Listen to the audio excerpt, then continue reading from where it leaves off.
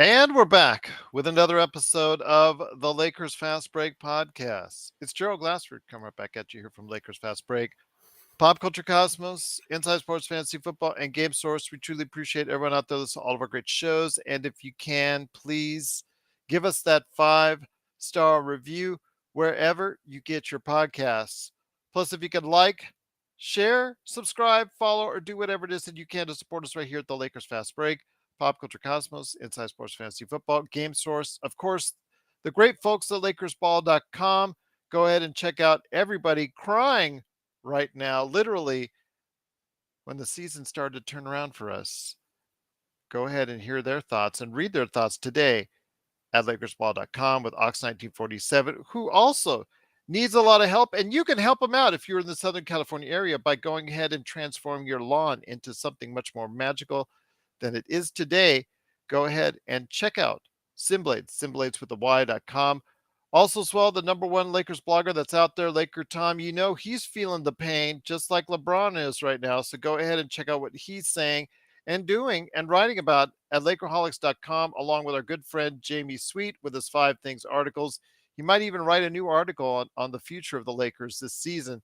So go ahead and check that out today at Lakerholics.com. Plus our good friends at the Hoopheads Podcast Network. Give them a big shout out and support. But also, we are so close to 500 subscribers. So if you can go ahead and share us the love today, it is sincerely appreciated. And we need all the love that we can share out there. We all need to give Laker fans, let's just give each other a hug right now. Let's just group hug. Group hug. Joe and I are virtually group hugging right now because the news came down today that pop that LeBron James felt during the game yesterday against Dallas, and he still struggled to go ahead and manage his way through the rest of the game in that fourth quarter. Unfortunately, according to Adrian Wojnarowski, he's gotten the scoop once again that he is feared to be out several weeks with a major right foot injury. We don't know how major. We don't know exactly the specifics as of yet, but hearing the words that he's being feared to be out several weeks obviously is it's alarm. It's a cause for concern. And here today to talk about it is a good man indeed. You got to go ahead and check him out as Ox1947 at LakersBall.com and also Simblades.com as well. It is Joe Soro, my good friend, wearing the LA colors. How you doing? I know things we were talking about as far as what is the Wild West going to look like. We were going to talk about a whole bunch of other stuff in NBA observations today. But then the news came down about LeBron James and his future, possibly for the rest of the season, and things took a dark turn indeed. It's the result of all the mishaps of the last 2 seasons.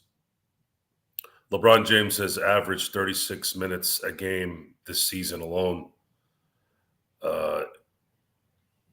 He was not preserved, and they couldn't afford to lose those games, and they had to go the way they went. So them keeping it vague, if it's similar to the Anthony Davis information, we're likely looking at LeBron not playing any more regular season games, and the Lakers hoping that they can make a run here without him to at least get in the playoffs and possibly have him healthy going in there. That would be the only, I guess, positive spin on this. The issue is, I don't know if D'Angelo's going to be playing tomorrow. If D'Angelo plays tomorrow, there's a little bit. He's listed as doubtful. Yeah, and doubtful for an ankle injury the day before a game is usually not a good sign. So unless something changes into a questionable status, we're likely looking at losing both of our best point guards. Sorry, Dennis. You're the third best, but, we're missing our first 2. I don't know how to take this yet. I don't know if it's really kind of settled in. A lot of realism is coming into fruition. I think the best part about what's happened in the last few weeks is that at least we're prepared for what's coming. What's coming is now the Lakers are going to have to make some obvious decisions in making sure that this team has not just a little depth, but massive amounts of depth. If they are to hopefully have LeBron play a better season next year, and I say playing better as in preserving him throughout the entire season. And that's really what you have to kind of look forward to now is you try to play your best right now and hoping that you can maybe get into the playoffs and LeBron get healthy in a month and a half. I think it's a regular season injury at this point. I don't see him coming back before the regular season is over, unless it was a big miracle. So with that, can we get in without him? And if we do get in, can the Lakers make noise? Not likely. But in the offseason, the Lakers have a chance to add immense amount of help that they've already arrived with here or they've brought in. And we're going to have some mid-level exceptions and things like that, and possibly a salary cap increase to add more depth to this team, because this team has to have enough depth for LeBron James to play less than 30 minutes a game next year if we are to have a competitive team.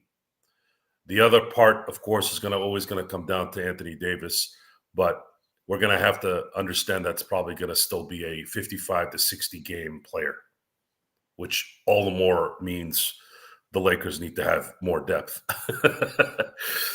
That's the focus. That's the first thing that came to my mind right now. Now I feel much better now than I would have had the Lakers not made moves. I feel very confident in the young guys that they brought in, that they would play a pivotal role in helping this team become a championship contender next year, minus the injury issues, minus the holding of LeBron back during the year, and hopefully playing a very team-oriented game to the point where Darvin Ham's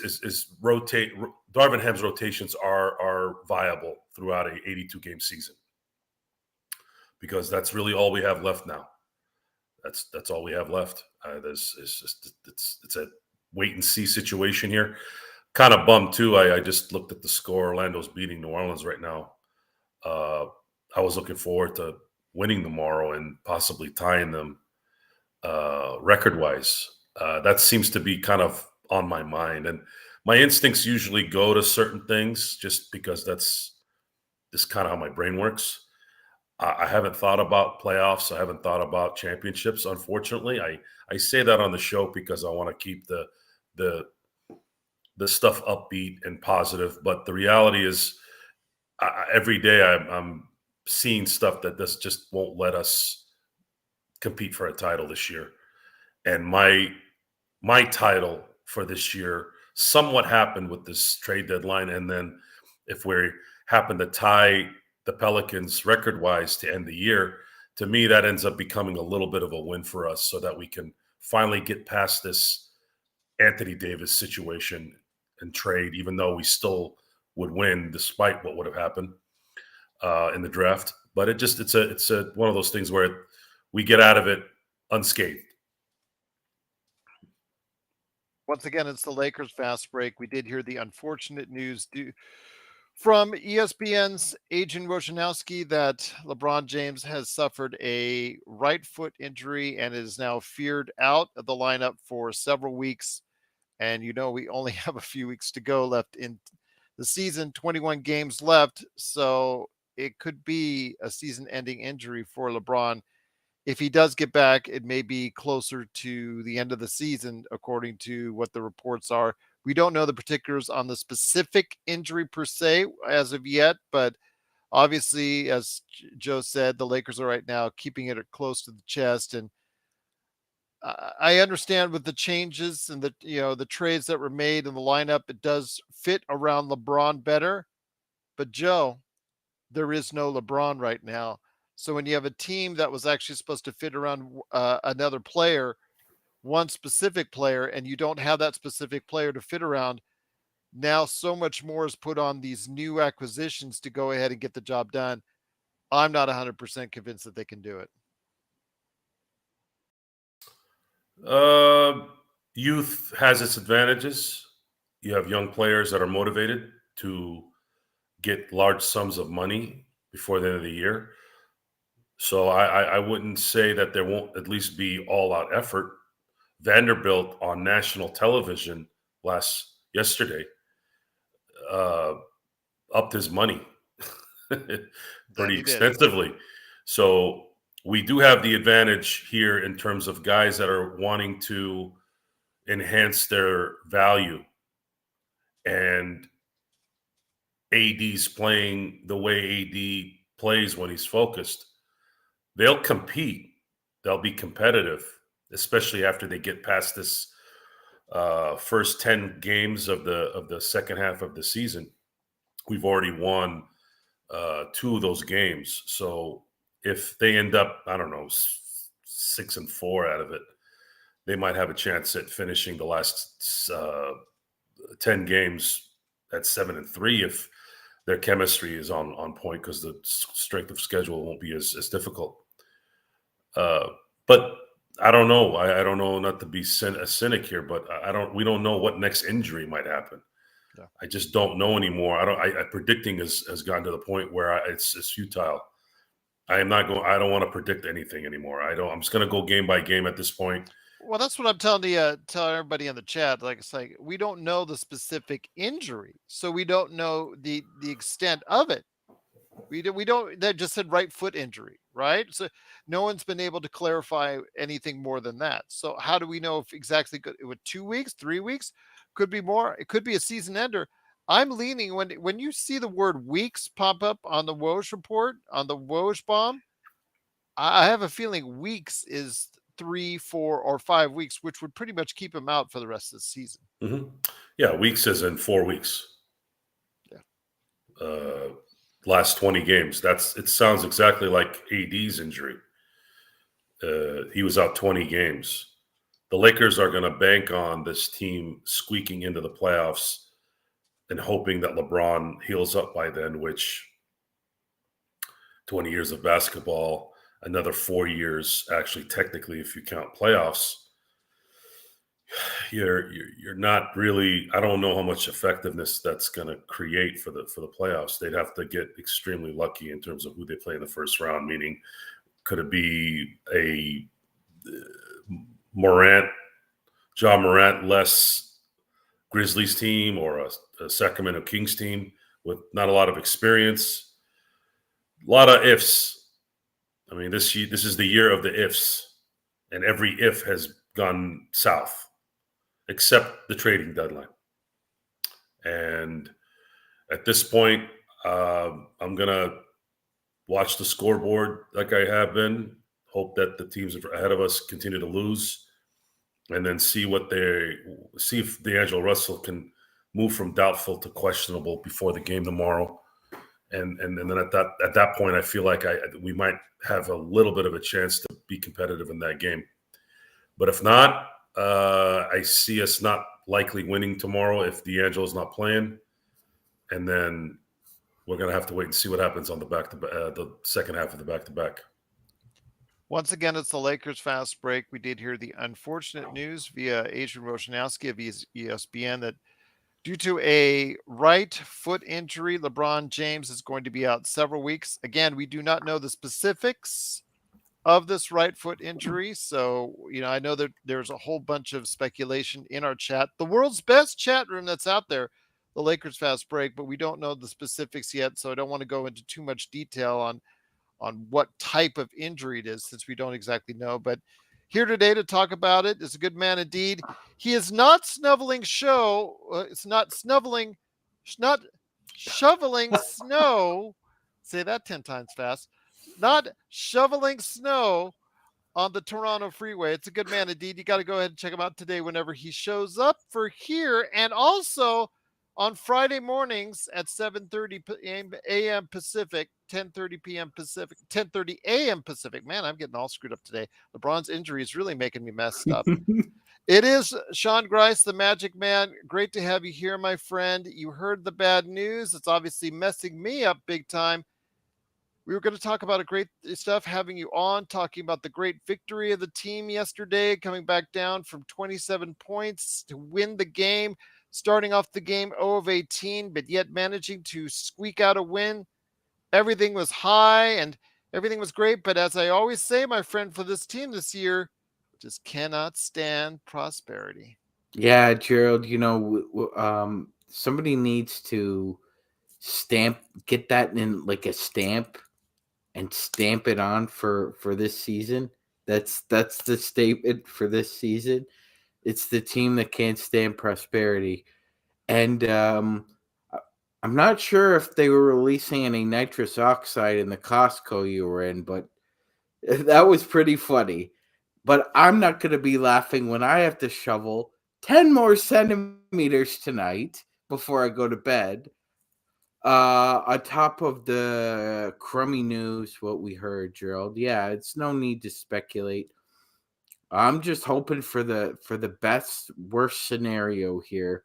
That unfortunately he might be out for just several more weeks. Well, I don't know what that means. There are just several more weeks left in the season, so I don't want him coming back for even if they're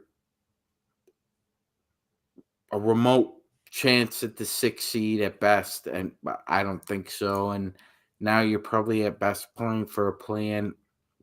I don't want to see him come back.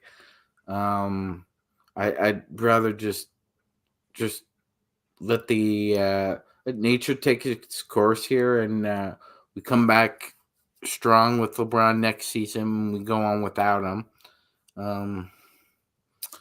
Well, that sucks too, because that's a huge part of your offense. Just it's like a shark taking like a bite out of you, pretty much, and you're just now bleeding in the middle of the ocean. That's kind of what it feels like. And you're right, Gerald. It really sucked. It's like you get that brand new power boat, right? And you're ready to fire it up, and you bring all your buddies to the lake and getting ready, and then all of a sudden you fire it up, and the motor just goes right to the bottom of the lake. That's kind of what this felt like. It's really bad right now. I'm searching Twitter today, and it feels like someone died. I Yeah. searched Facebook today on Laker chat rooms, Laker groups out there, and it feels like someone died. I know the Lakers season pretty much is died in a lot of people's eyes. So I'll ask you, Joe, as I said on the description of this video, is this season over? It's sort of been over, but we've been trying to pump it up. We just dug ourselves a hole that's too big. We're basing this off winning a championship. That's the thing here. Anything short of a championship is kind of a lost season, with Anthony Davis and LeBron James being year 1 and 2. LeBron James is not really going to be affected by what happens at the end of the year, other than winning a championship, and that's only going to go up. And whether if he doesn't win it, it's just another year where he didn't win it, and that's it. For Laker fans, it's going to be a concern what to do in the summer. And there's some early reports that the CBA apparently is in good standing with both the PA and the owners, which I can't understand for the life of me what the hell that means. The league has lately been operated like a terrible. It's been operated terribly, I should say, with no accountability in terms of participation or anything that would hint at something where we can better something, which is number one, refs, things like that. But then again, if the salary cap goes up, doesn't matter, guys. That means they're making their money. The numbers prove it at that point, and we're going to have to just sit here and watch a product where your stars play half the season. And then you got to hope they come out of the abyss in the playoffs, which is kind of makes the 82-game season kind of lousy in my book.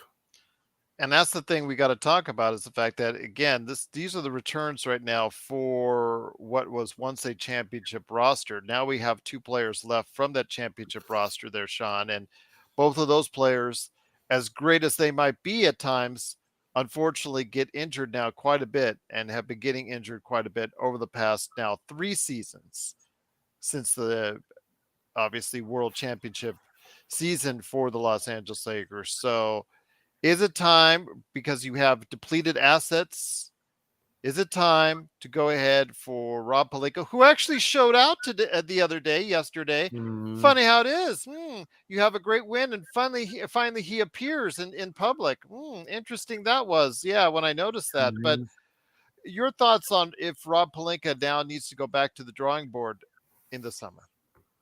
Yeah, that kind of reminds me of the like the partner at the law firm that is being told, yeah, we're removing you from the partnership, but he's still at the board meetings. He's got his hands on everybody's shoulders, and that's kind of what that reminded me of with Rob. You know what, Gerald?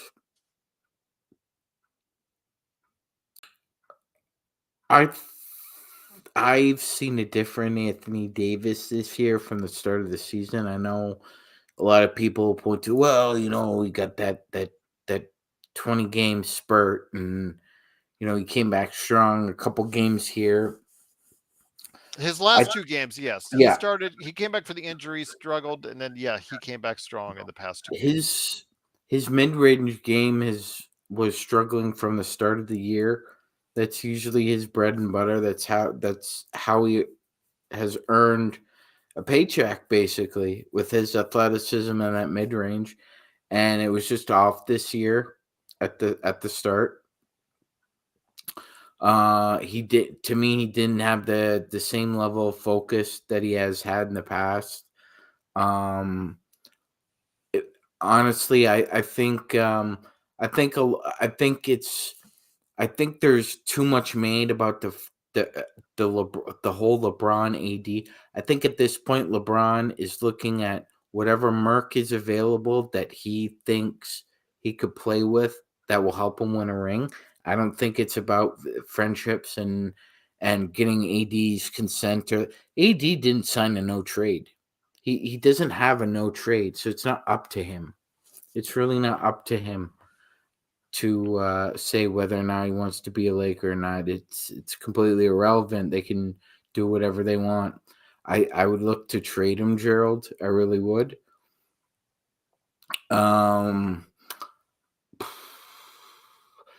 There is not going to be another stretch in his career where he goes more than, like we said, eight weeks. So you're looking at 25 games is the most you're going to get out of him in a season before he gets injured. And he might be out for 2 weeks, 4 weeks. Might come back in 5 weeks, but then he hurts a quad, and then he's out for another 2 weeks. So it's just cumulative with him now. It's just not one injury. It's one injury leads to another with him as well. That's a pattern. So I think the best move is to trade him, look to move off of him. Even if he kills it in the next 21 games. Yes, actually, if he kills it in the next 21 games, that makes the job a little bit more easier. But then again, we are talking about Rob Pelinka, so you might find a way to screw this one up, but. If AD did really show out in the next 21 games, Gerald, I think there would be plenty of suitors calling and offering pretty good deals for that. I would agree with you on that. Once again, it is the Lakers fast break. Unfortunately, we did hear the word that Adrian Wojnarowski put out there that LeBron will be out several weeks, most likely with a right foot injury. Joe, on the brighter news, New Orleans did lose tonight to the Orlando Magic, putting the Lakers within a half game of tying them in the Western Conference. Oh my gosh, and without our best players. So I hear you, my friend. So I ask you, is this still going to be a situation where the Lakers can still sneak by or stay close enough to the New Orleans Pelicans for the rest of the season where a swap wouldn't really matter all that much? If AD plays MVP ball the remaining 21 games, there's a high probability that the Lakers make the play-in. And then the Lakers are hoping that LeBron is healed by then, which, and healed enough to play. We're going to need D'Angelo, though, to be on top of his game to make that happen. Beasley, if we can get 11 out of those 21 games where he's hitting open shots, that's a good percentage that can happen. The Vandy, I think, going to be motivated to continue to do what he's been doing. Mo Bamba, unfortunately, for those who hadn't watched before he became a Laker, all you have to do is go talk to Orlando Magic fans, and you would have been able to get an understanding of how much we do know about players, not just Laker players, but players around the league. And if you really needed to know how players were too, talking about the Dallas Mavericks, the last opponent, all those weight jokes about Doncic, that's not coming from Laker Nation being mean. All that stuff originated from Maverick fans screaming it off the big star at Cowboy Stadium.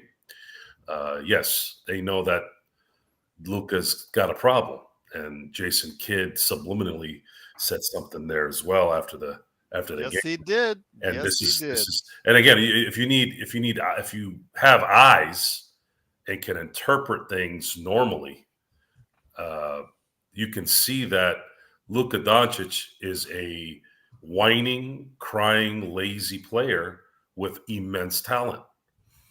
And if you can sick a Doberman on him, i.e. Vanderbilt, and fluster him, you saw the results of that. So Mo Bamba, I'm not really expecting much from him. I think Beasley, Vanderbilt, and a healthy D'Angelo Russell with an MVP caliber AD could give us a shot to finish the season with a chance at a play-in. But we're going to have to wait and see if AD stays healthy the next 21 games.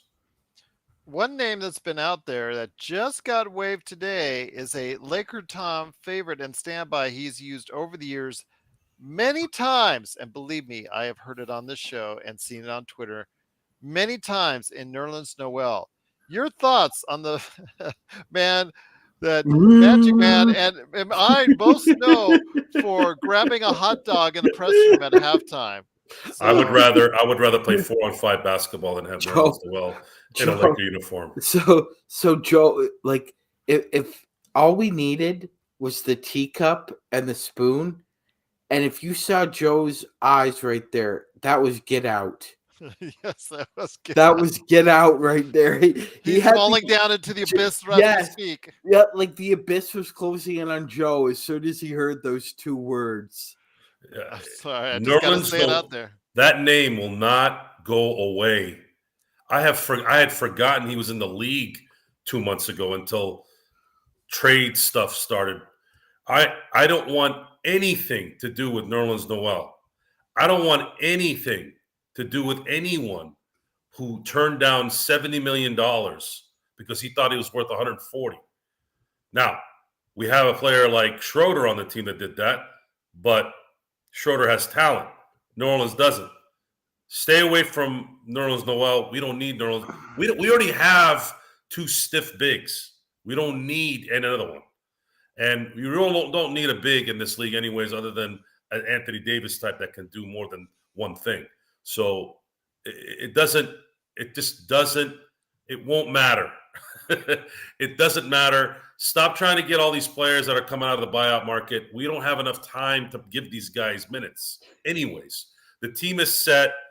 We have to deal with the fact that LeBron is not going to play the rest of the year, more than likely. So now the 3 studs that we got in the trade that actually have talent, let them blossom and let them go earn their next contract. That'll be a huge benefit. And of course, AD, please do what you can do. Hopefully you won't get hurt. And let's see if you guys can get us in the playoffs here before LeBron gets back. Once again, it's the Lakers Fast Break. We did hear the news, unfortunately, due to a Woj bomb from ESPN's Adrian Wojnarowski, that LeBron James has suffered a right foot injury in yesterday's game at Dallas and is expected to be out several weeks. And we've only been given those vague details.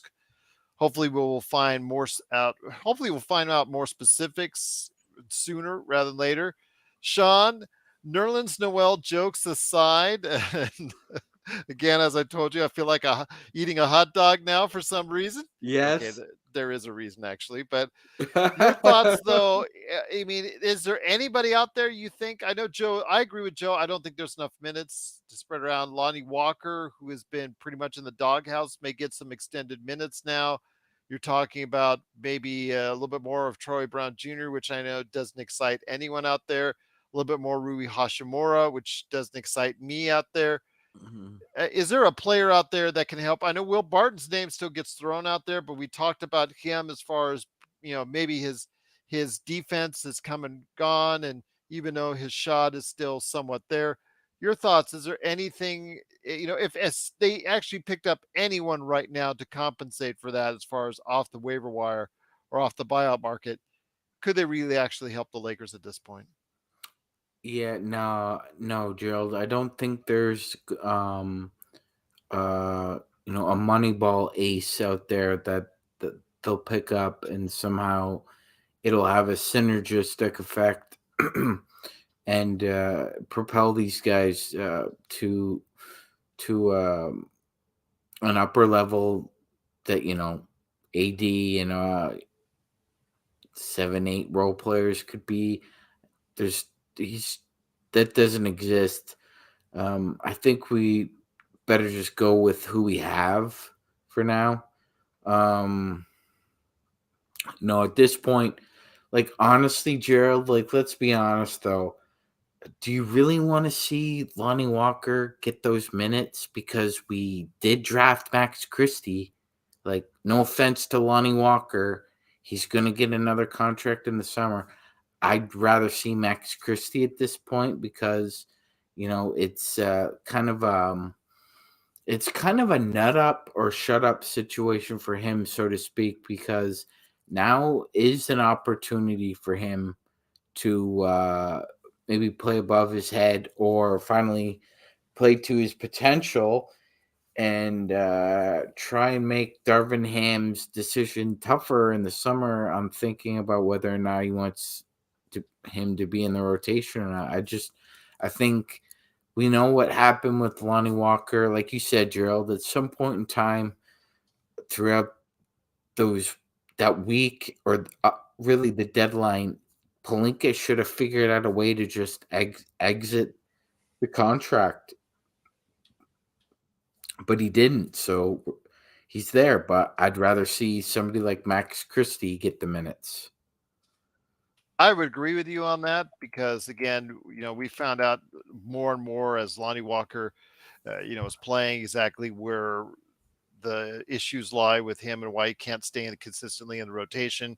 If his shot begins to get a little bit erratic, his smaller size, he doesn't play defense very well. He can't defend very well because he doesn't have much size. A little bit smallish for a shooting guard. So at least Christie gives you some size. And if the Lakers are going to use this as an advantage as far as taking the time to go ahead and develop some players in LeBron's absence, I'm not saying tank by any stretch of the imagination, but Joe, I agree with Sean. Give 10 to 15 minutes to the kid, Max Christie, instead of someone like Lonnie Walker. I don't honestly, I don't think I'm too concerned about developing anyone right now. Let's try to win games the rest of the way, build some momentum to get into next year. Hopefully, Rob can sign the young guys and continue to sign guys that can be immediate impact players for next year, so that you can manage AD and LeBron's minutes. They're gonna need a big that can at least have a shot from mid-range. Someone consistent. We wanted Thomas Bryant to be that guy, but he was so deficient on the defensive end. It was hard to keep him in those games where he had to play defense against good talent, offensive talent. It's the focus right now is championship for next year. You probably have, if you're basing it off of LeBron's inability to stay healthy, which is not, it's not a surprise. This is it, guys. It's 20 years where I think we've talked ourselves into thinking that LeBron is this T1000, T800, whatever the hell the Arnold. Hey, I just want to say this. We're hoping for the best of the worst situation here. If it is the worst situation of all the possibilities, what he did yesterday, Gerald, I've never seen that before. I've seen a lot of things in my life, personally and professionally. If somebody has that kind of serious foot injury and they were walking, that is the first, because something like that should cause a person to be in a boot, be on crutches, and you're being helped. You're in a chair or you're being leaned on. So for him to walk out of there like that, I know eventually you're right, Joe. You're right. I'm sorry for interrupting, but you're right. Father Time catches up with everybody. But man, he's really slowing it down to a crawl. If that's what I saw. What I saw. It's something that we need to talk about in terms of LeBron's, I guess, execution since putting on a Laker uniform. LeBron used to flop a lot. He was known as a flopper. Doesn't really flop. He's flopped a few times in a Laker uniform, but not a lot. And I might be overthinking this a little, but LeBron took on the legacy. He took on the Kareem, the Kobe mentality in terms of I'm gonna play through this stuff. And I use Kareem as an example because I don't care who you are, especially for a big man. You play 20 years in the league. You've got some toughness, even though Kareem had an ongoing joke that he kind of loafed it. Well, it's kind of hard to not loaf it when you have secretariats on your team the last 8 years of your career.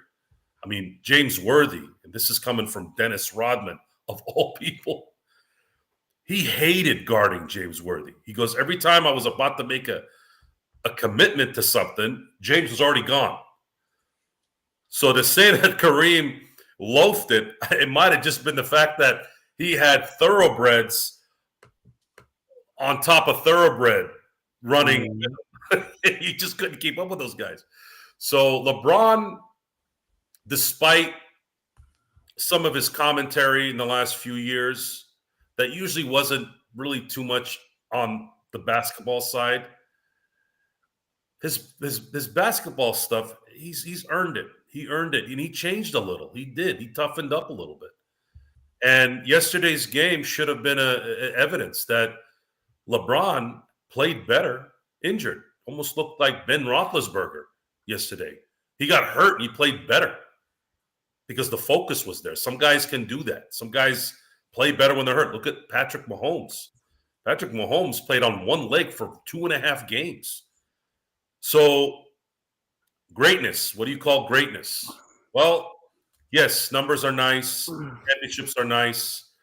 But a lot of times that grit will prove a little more. And LeBron enhanced that. That's one of the big things about his career here towards the end is that he gutted himself, gutted it out a little bit more in that golden armor. And his legacy is, as a Laker, is he's a champion. He's an MVP in the finals as a Laker. And well, we all know San Antonio didn't help that perception at all when they turned off the air conditioning, and we all know that BS that happened. They also have a part to play in that as well, because go ahead, Joe. It looked like well, I understand that part, but at the same time, I watched other than if James Worthy doesn't make that bad pass in '84, the Lakers go 3-0 against all that crap. It's just like I remember Joey Porter. You brought up Joey Porter Jr. Earlier yesterday when we were talking football. So it's funny now that it's all coming together. When the Steelers beat the Indianapolis, which I thought was the best Indianapolis Colts team in the Manning era in 05. Okay. Joey Porter said all that all that hand gyration thing by Peyton Manning. What's cool is right before they played, he was talking mad smack, right? And everyone's like, Joey, shut up. Joey, shut up. And this is, by the way, like 7 weeks earlier, they destroyed the Steelers. Like, first play of the game, it was 80 yards to Marvin Harrison, right? So it was this gyration. He was making fun of it and going, it's all just crap. Just wait it out and then just go get him, right? Which is exactly what he did, like twice. It would have ended the game too if Jerome hadn't fumbled. But that's what I equate all that stuff, all that gimmicky stuff. It's just gyration.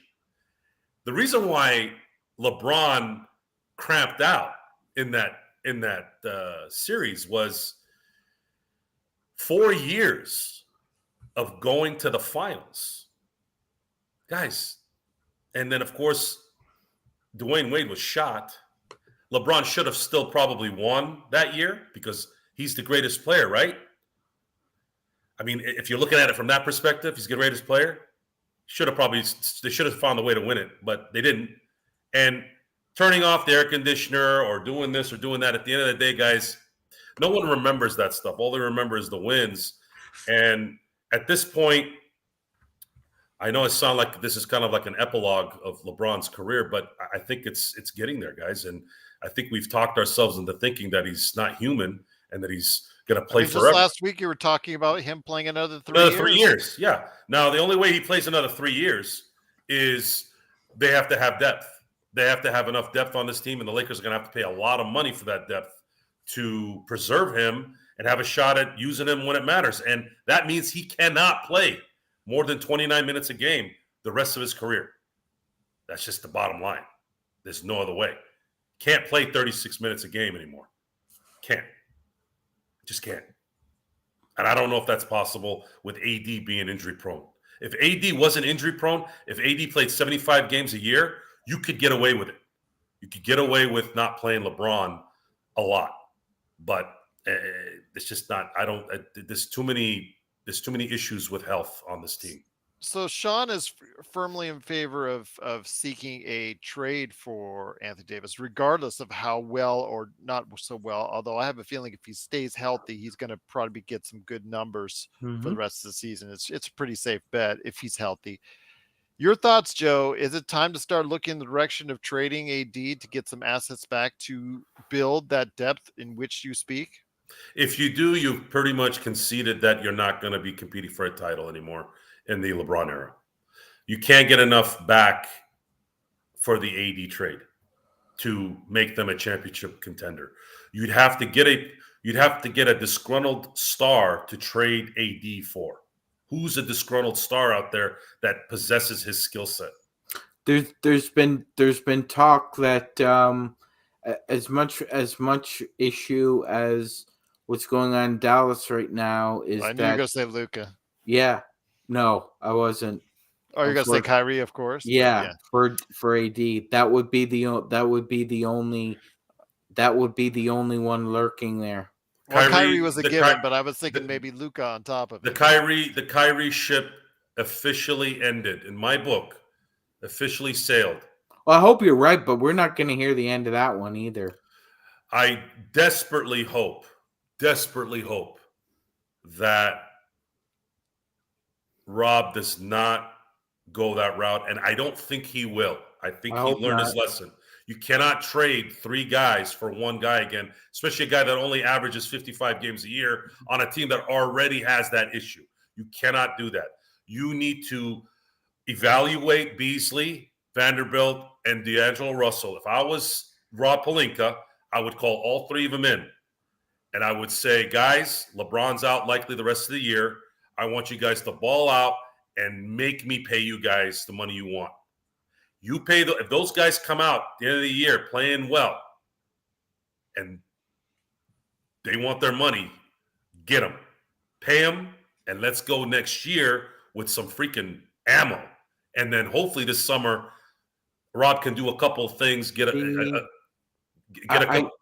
Yeah, no, Joe, I was going to say, see, there's one guy out there, I think, who would, he's I'm going to be careful here because it's a family show, Gerald.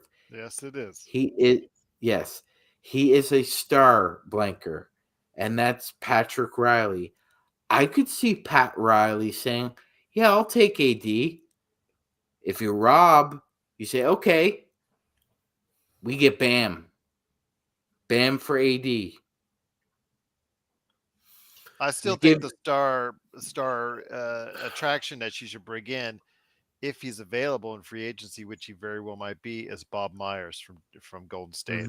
I'm really convinced that one good trade deadline does not make up for 2 years of bad decisions, and that you should really try to get Bob Myers in here for a future. I don't think Bob Myers is the biggest free agent. I don't think they will. I'm just saying what I would do. You're talking about paying out the cash if the Lakers play out.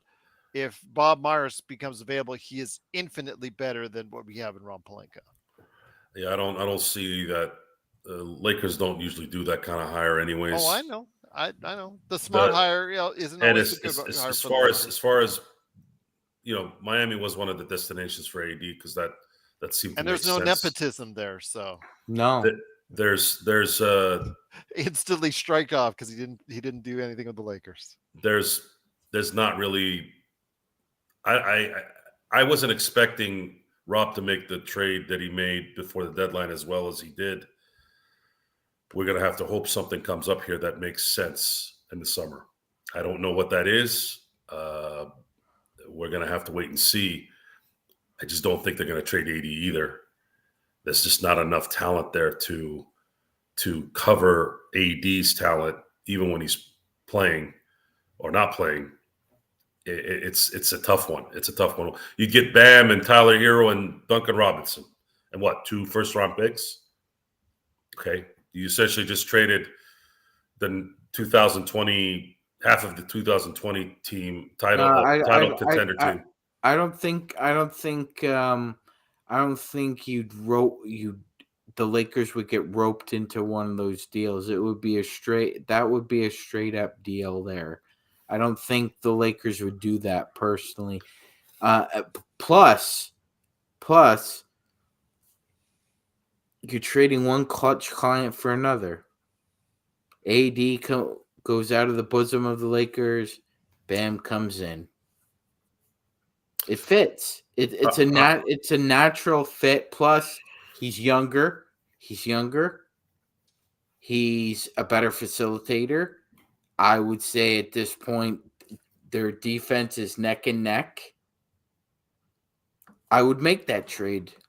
I would rather do a Siakam trade if I had to choose.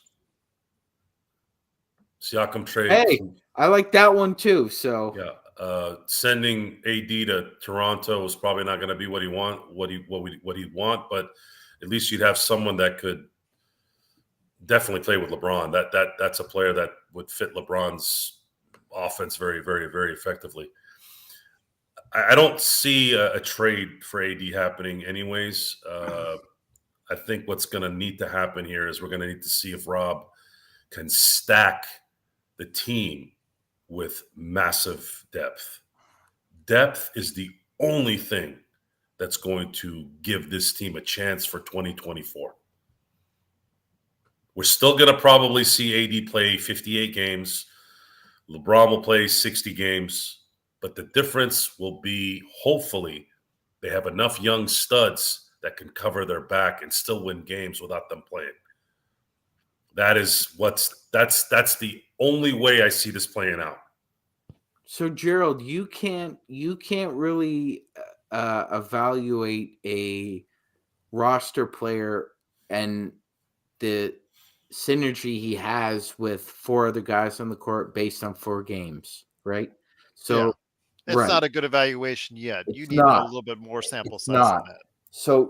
So without LeBron, how fair do you think Lakers fans should be with the evaluation of a Vanderbilt and a Beasley now? Because D'Lo can get his own shot and he can create for others. Jared Vanderbilt and Malik Beasley are, a couple different kinds of players, as you know, Gerald. So what do you think is the fair assessment Lakers fans should have in evaluating them going forward? Well, obviously, when you have a 30-point scorer, someone who also averages 7 assists a game, 7 rebounds, 8 rebounds a game, go out of the lineup for quote unquote weeks now, most likely.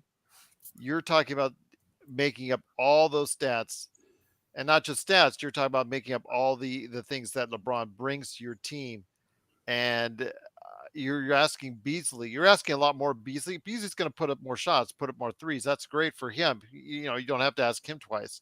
No. D'Angelo Russell now has to become a 20-point-a-game player. He has to be moved up from a 15 to 17-point player that he was expected before to a 20 to 22-point player. Is he that still in this league? You got to ask yourself that as well.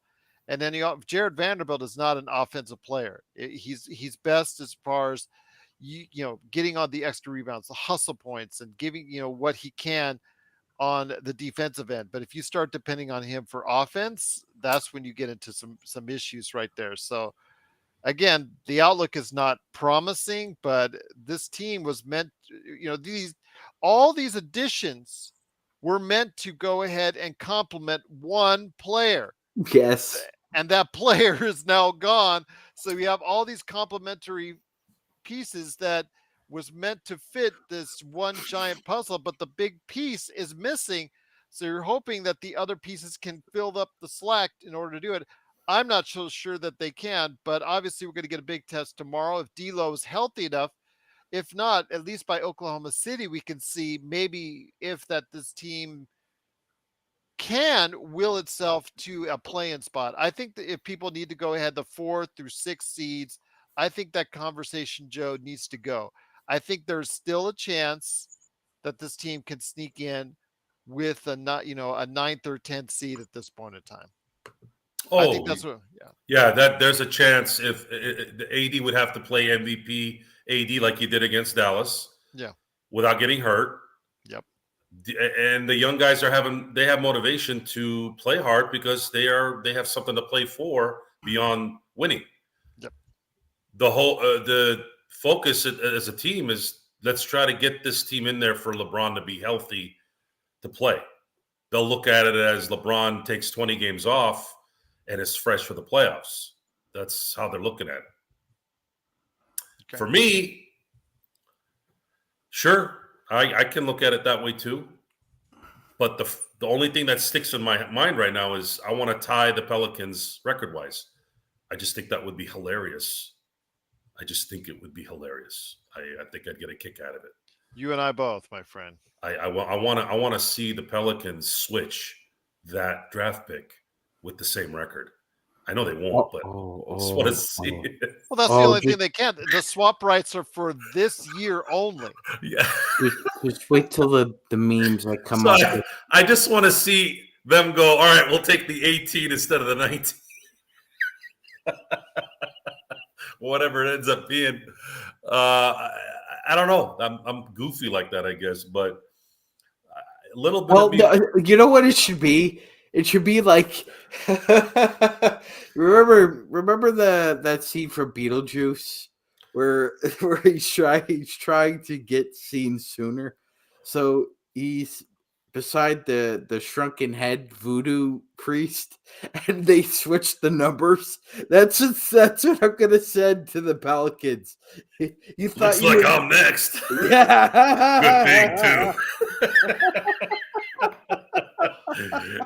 Hey, this might be a good look for me.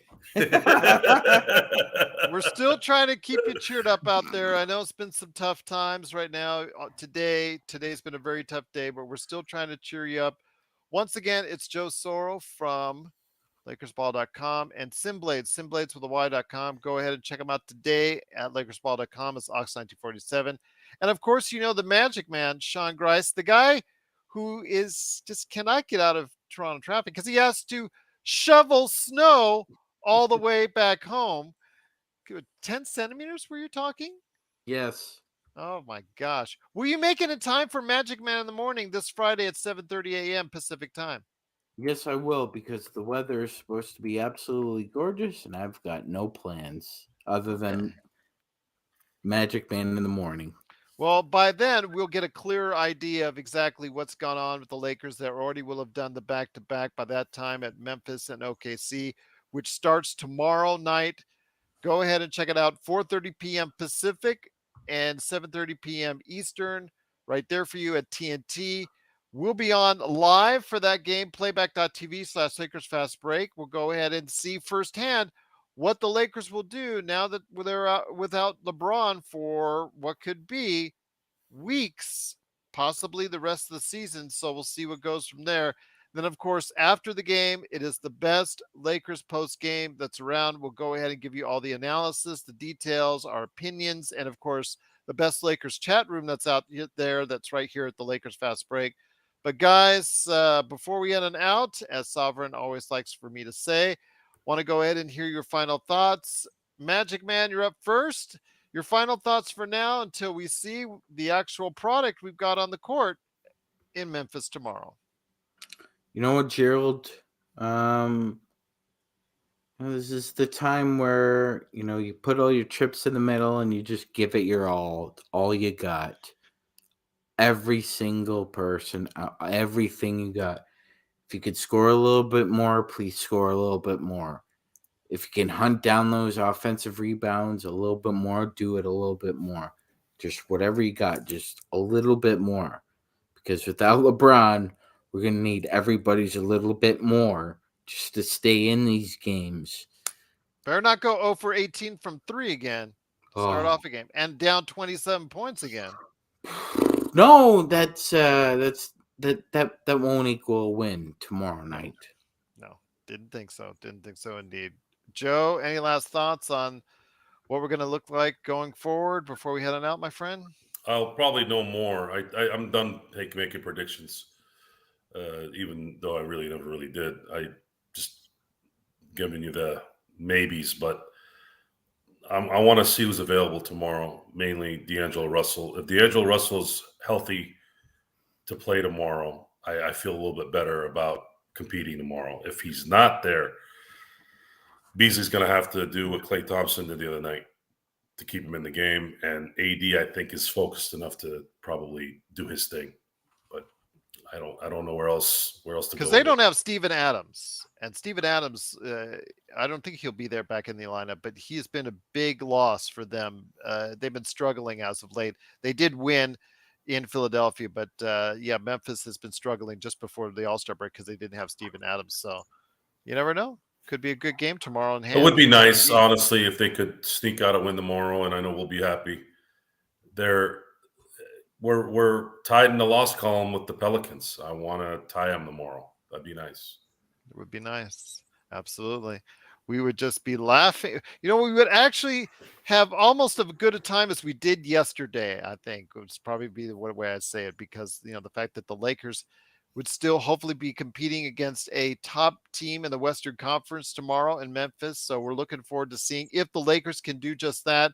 We want to hear your thoughts in the comments down below if you're seeing this after the fact or wherever you're seeing this on Facebook, Twitter, wherever you get us right there at the Lakers Fast Break. Is the season over for this team? Do you think that the Lakers still have a chance to sneak into the playoffs without LeBron being there for several weeks? We want to hear your thoughts right here, wherever you see us. And of course, Lakers Fast Break at yahoo.com. Also, make sure if you haven't already subscribed, please do so. We need all the help we can get trying to get to 500 subscribers. We're almost there. We can get there by the end of the week, and it's all hopefully because of you out there liking what we do. But yes, we will be back tomorrow for the game on playback.tv/Lakers Fast Break. And of course, the best post game in town where we'll report on what we see in tomorrow night's game at Memphis. Hopefully, it will be a good one, but no LeBron, unfortunately. We'll see what the new lineup looks like tomorrow night, right here at the Lakers Fast Break Podcast. Have a great evening, everyone. Be safe.